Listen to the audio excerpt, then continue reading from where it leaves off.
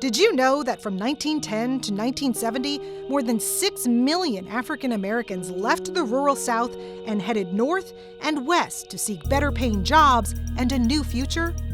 In the second part of his interview on Driving the Green Book, author Alvin Hall talks about the dangerous racism they faced on the road and the children who witnessed it from the back seat. Hi, it's Brenda with HEC Books, where we discuss books with the authors who write them. If you're new to our channel, make sure you subscribe for more content. Now, let's hear from Alvin Hall about the life-saving importance of the Negro Motorist Green Book. What was that moment like when you saw all of these green books? That just must have been emotional. It was almost like a part of history had been revealed to me.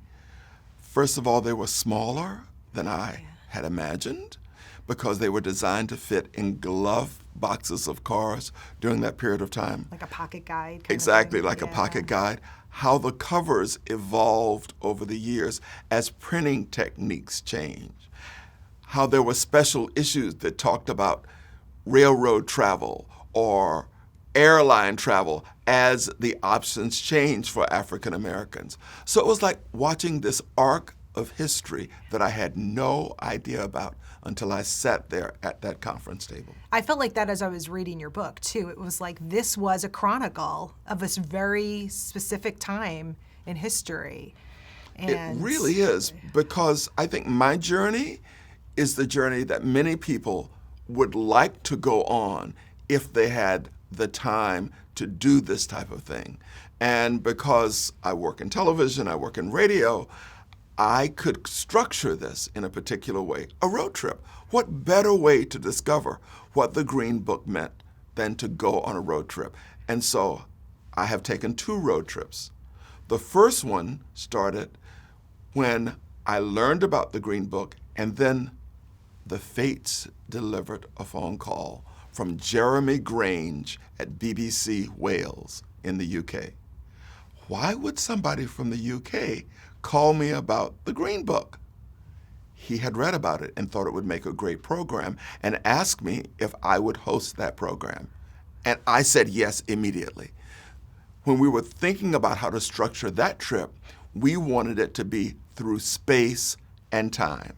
The space, Tallahassee, Florida, via the historic civil rights route through Montgomery, Selma, Memphis, ending in Ferguson. Through time, from my past, I was born south of Tallahassee in segregation, through to the current events at that time, Michael Brown's death in Ferguson, Missouri, and the founding of Black Lives Matter's movement. One of the things you lay the foundation right away in Driving the Green Book is that in order to understand the Green Book and the importance, you have to understand 2 major American events that happened beforehand.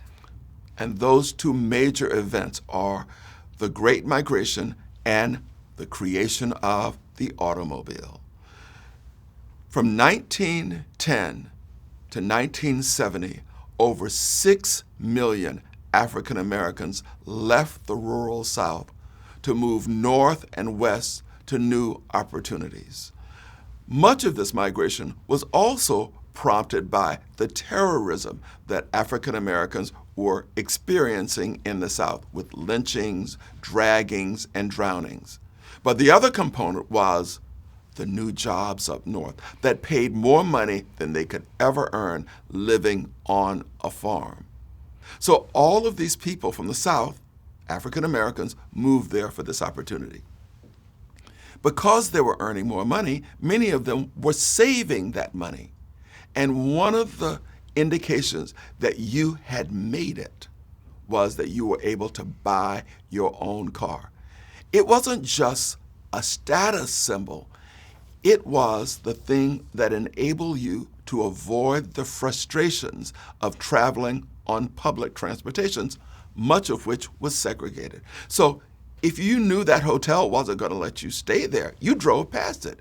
You didn't have to take the bus or the train to sit in the Jim Crow car, which was right behind the engine, to experience the cold, dust, and smoke. You could get in your car and go.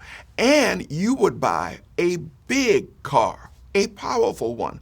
Why? Because you couldn't stay at hotels along the way. So if you needed to rest or you were traveling with your children, you wanted someplace where they could rest. That became your domain. And also, there's an important footnote from that period.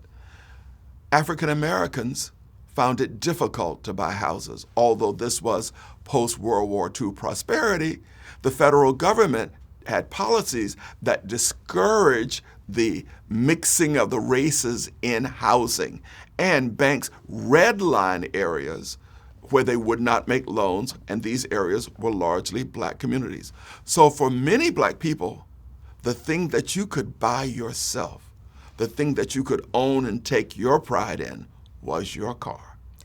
And now you really needed that car because your family was miles and miles and states away because of this cataclysmic change. Yes, and you wanted to go back home. You wanted to see grandma. You wanted to visit your uncles and aunts. Maybe it was, the Easter time when you know they're going to have great food, a wedding or a funeral. So you wanted to go back to be in touch with people. And the car gave you that freedom. Now you didn't have to wait for the bus or the train. You could get on the road. Your time was yours for the first time. One of the things, too, though, is it was a learning experience of parents teaching their children the realities of what they were going to face as they got older and drove. And you've so many vivid memories in there from children of seeing these interactions. One of the beautiful lessons to come out of this book is an understanding of how African American parents sought to protect their children from the horrors of racism, from the debilitating effects. The stories are beautiful sometimes, how parents use themselves as shields. But all parents knew that they could only protect you so much. Two stories sort of live in me. One is with Brian Stevenson, who is the director and founder of the Equal Justice Initiative in Montgomery, Alabama. He talked about his memories of his grandfather, and he said that his grandfather, as a man, wanted to pattern, model a behavior for him. But when he saw his grandfather in front of white people and how he changed, it disturbed him. And he said, and he knew his grandfather was trying to protect him, but that behavior in front of white people was the way that he protected him. And the grandfather literally became much more subservient. The other story I remember is when Hezekiah Jackson and his family drove to Detroit after his mother's sister, Aunt Beattie, died. When they got there, the family in Detroit didn't have a car. So they asked Hezekiah's father and mother to go to Aunt Beattie's employer to be able to pick up the paycheck. And as they pulled up to the white family's house, it was almost like the police came out of nowhere and said to his father, "What are you doing in this neighborhood, boy?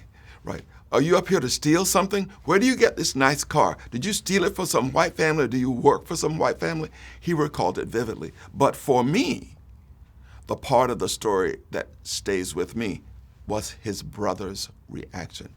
His brother turned to Hezekiah and said, "Did you hear that white man call Daddy boy? Did you hear him call Daddy boy?"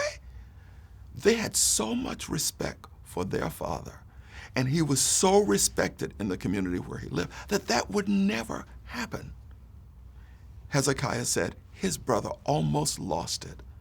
And I remember thinking, his brother was collateral damage in that situation. What was his brother's relationship with police and such authority figures after that? How did that play out throughout his life? Those stories have stayed with me, especially when you see what appears on television today with some of the police stops. I can't watch them because I always think about Hezekiah Jackson's brother. That was the day life changed. It was, because black parents all knew there would be a day when you could no longer protect your children from the realities of racism and bigotry. It was a day every black family dreaded, but they knew that day would come. And as my parents did, you try to give your children an understanding that this is not necessarily about you personally. This is about the way the outside world views you. But as a child, it's hard not to internalize that hurtful message. Everybody can tell you the first time somebody called them the N-word. Everybody can, because it was a moment of change. Thanks for watching, and if you liked this video, give us a thumbs up and subscribe for more like it. And stay tuned for the third part of our interview with Alvin Hall to hear how the Green Book changed America.